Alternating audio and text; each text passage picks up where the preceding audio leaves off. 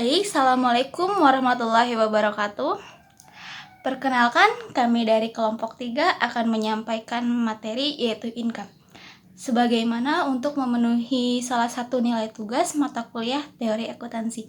Perkenalkan, saya Nur Hafizar selaku moderator dan di sini ada beberapa rekan saya yang akan menyampaikan sebuah materi. Tanpa basa-basi, mari kita simak video dan materinya. Terima kasih dan selamat menonton. Assalamualaikum warahmatullahi wabarakatuh. Perkenalkan, nama saya Vita Tanira, NIM 18020200008 dari kelas Akuntansi A 2018. Masuk ke pembahasan yang pertama, yaitu mengenai konsep income. Nah, ada 3 konsep income. Yang pertama, konsep income dalam tataran semantik. Pada tataran ini, teori menekankan makna yang harus dimiliki oleh konsep laba, seperti teori tentang aset, realitas, atau kegiatan perusahaan yang diinterpretasikan oleh laba. Laba harus dapat memberikan informasi kepada para pengguna laporan keuangan mengenai berbagai teori, misalnya kenaikan jumlah aset, dan efektivitas kegiatan produksi perusahaan.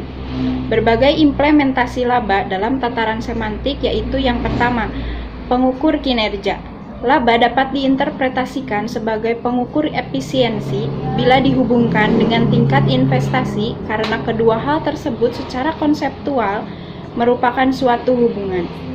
Dalam pengukuran kinerja, laba mempresentasikan efisiensi kinerja tersebut dengan menentukan ROI atau Return on Investment dan ROA atau Return on Asset sebagai dasar pengukuran efisiensi.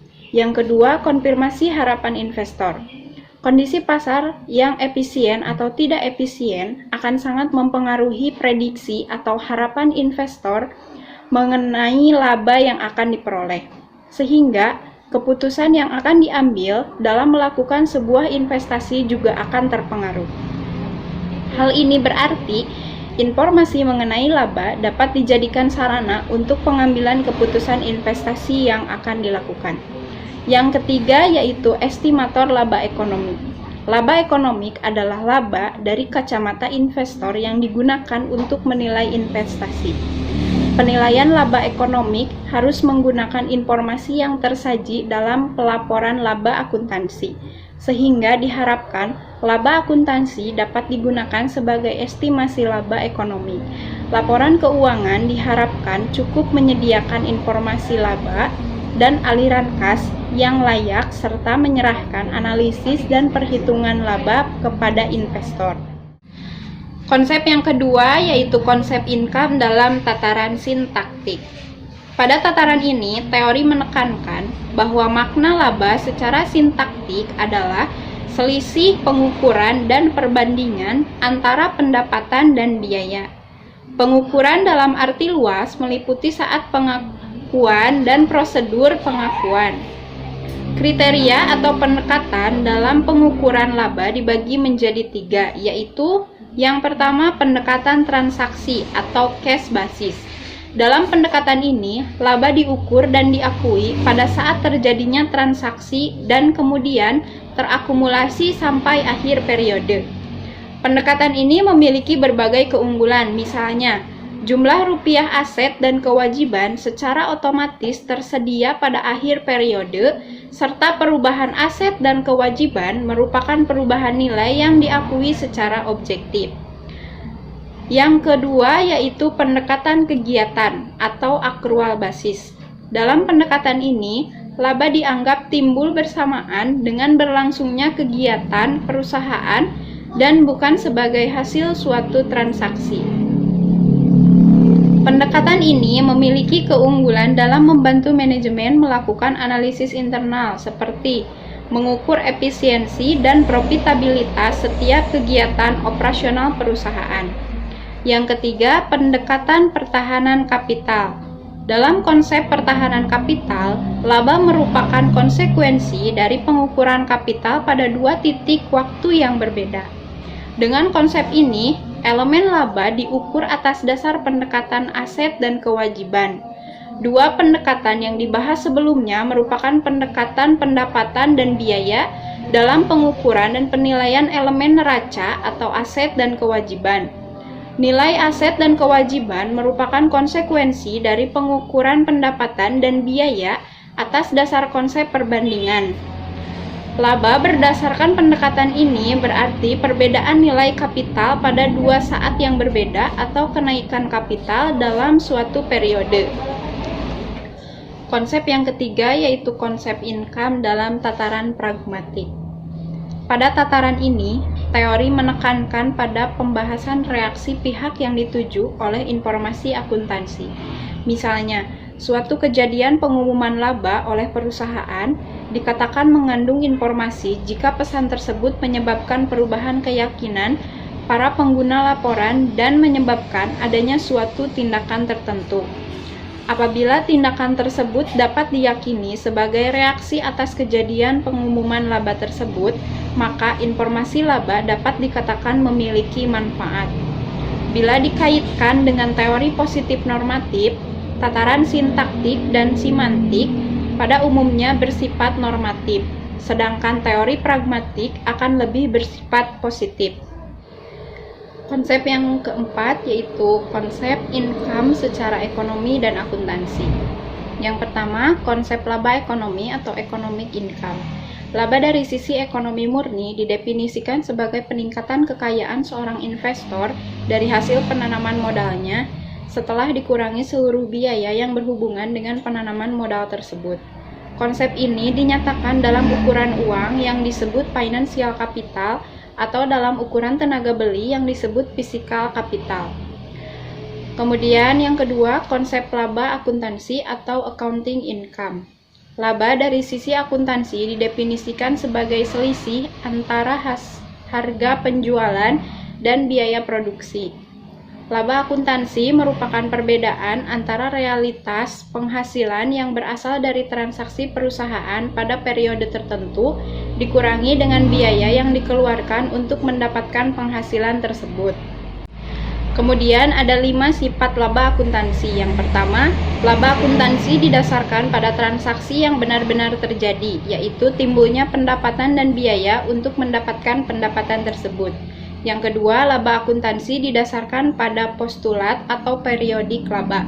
Artinya, merupakan prestasi perusahaan dalam bidang keuangan pada periode tertentu. Yang ketiga, laba akuntansi didasarkan pada prinsip revenue yang memerlukan pengukuran dan pengakuan. Yang keempat, laba akuntansi memerlukan perhitungan terhadap biaya dalam bentuk biaya historis yang dikeluarkan perusahaan. Dan yang kelima, laba akuntansi didasarkan pada prinsip atau matching, artinya hasil pendapatan dikurangi biaya yang dikeluarkan dalam periode yang sama. Kemudian konsep laba akuntansi. Nah, pada laba akuntansi dikenal konsep replacement cost income dengan dua komponen laba, yaitu satu, current operating profit ialah perhitungan dari pengurangan biaya pengganti atau replacement cost dari penghasilan. Yang kedua, realized holding gain and loss ialah perhitungan perbedaan antara replacement cost barang yang dijual dengan biaya historis barang yang sama. Perkenalkan, nama saya Ima Amalia, NIM 18020200023. Kali ini saya akan membahas tentang karakteristik income. Walaupun jenis pendapatan pada setiap perusahaan berbeda-beda, tetapi dari sudut akuntansi, seluruh pendapatan tersebut, mulai dari kelompok pendapatan yang berasal dari penjualan barang dagang hingga pendapatan jasa, memiliki karakteristik yang sama dalam pencatatannya. Karakteristik pendapatan dibagi menjadi dua. Yang pertama, jika bertambah saldonya, maka harus dicatat pada sisi kredit.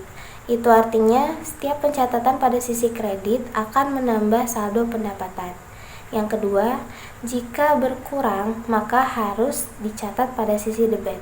Itu artinya, jika ada pencatatan pada sisi debit, akan mengurangi saldo pendapatan tersebut. Menurut Heri dan Widiawati Lekoq, karakteristik pendapatan dibagi menjadi dua. Yang pertama yaitu pendapatan itu muncul dari kegiatan-kegiatan pokok perusahaan dalam mencari laba.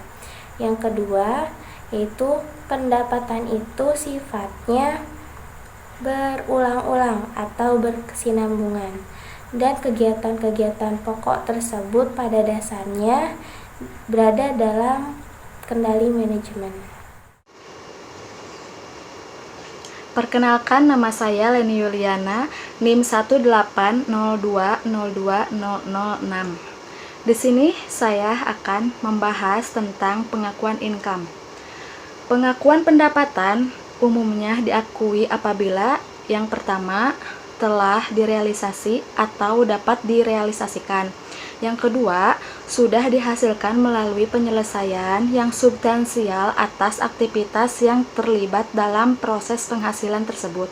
Yang ketiga, pendapatan diakui apabila perusahaan menghasilkan pendapatan telah menyerahkan barang atau jasa yang dijanjikan atau penyelesaian secara substansial kepada pelanggan, dan ketika pelanggan telah melakukan pembayaran atau setidaknya memberikan janji pembayaran yang pasti atau dapat direalisasikan kepada perusahaan. Baik, perkenalkan, nama saya Nur Hafizar, NIM 018. Di sini saya akan menjelaskan tentang pengukuran income. Secara umum, pengukuran income itu dapat dilakukan dengan tiga tahapan. Yang pertama, accrual basis, yang kedua ada critical event basis, dan yang ketiga ada matching principle. Nah, sedangkan menurut PSAK nomor 23 ada 4 pengukuran pendapatan, yaitu yang pertama, pendapatan harus diukur dengan nilai wajar imbalan yang diterima. Yang kedua, jumlah pendapatan yang timbul dari transaksi biasanya ditentukan oleh persetujuan antara perusahaan dan pembeli atau pemakai aktiva tersebut. Yang ketiga yaitu imbalan tersebut berbentuk kas atau setara kas. Namun, bila arus kas masuk dari kas atau setara kas yang ditangguhkan, maka nilai wajar dari imbalan tersebut mungkin kurang dari jumlah nominal dari kas yang diterima.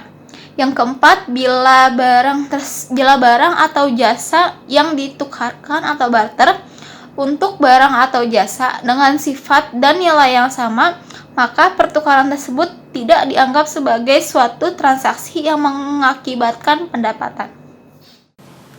Perkenalkan, nama saya Risna Yuriana Rahayu, NIM 18020200014. Kali ini saya akan membahas materi mengenai penyajian income. Dalam penyajian income, pendapatan selalu disajikan paling awal dari laporan laba rugi suatu perusahaan. Karena pendapatan merupakan aliran uang masuk utama perusahaan sebelum dikurangi biaya-biaya dan ditambah penghasilan serta biaya luar usaha. Jadi, penyajian income harus disajikan di awal. Selanjutnya, inilah contoh dari posisi pendapatan pada laporan keuangan. Dengan posisinya yang merupakan posisi awal atau utama dari seluruh laporan operasional perusahaan, tentu pendapatan akan menjadi salah satu hal yang sangat penting untuk diperiksa baik bagi investor, pajak, maupun stakeholders yang lain. Jadi, pendapatan bersih yaitu laba yang diterima setelah pengurangan biaya operasional maupun biaya lainnya. Laba kotor akan mengurangi pengeluaran maupun biaya akan menghasilkan pendapatan bersih. Sebabnya, pendapatan bersih dapat dikatakan mutlak untuk diperhitungkan dan menjadi tujuan perusahaan untuk mengambil keputusan. Perkenalkan, nama saya Irfan Maulana, NIM 18020200075. Kali ini saya akan membahas materi tentang pengungkapan income. Pengungkapan income menurut PSAK No 34 dan 35 dibagi menjadi 4 pengungkapan, yaitu 1. Kebijakan akuntansi yang dianut untuk pengungkapan pendapatan termasuk metode yang dianut untuk menentukan tingkat penyelesaian transaksi penjualan jasa. Yang kedua, jumlah setiap kategori signifikan dari pendapatan yang diakui selama periode tersebut. Yang ketiga, jumlah pendapatan yang berasal dari pertukaran barang atau jasa dimasukkan dalam setiap kategori yang signifikan dari pendapatan. Dan yang keempat, yang terakhir, yaitu pendapatan yang ditunda pengakuannya. Sekian, terima kasih.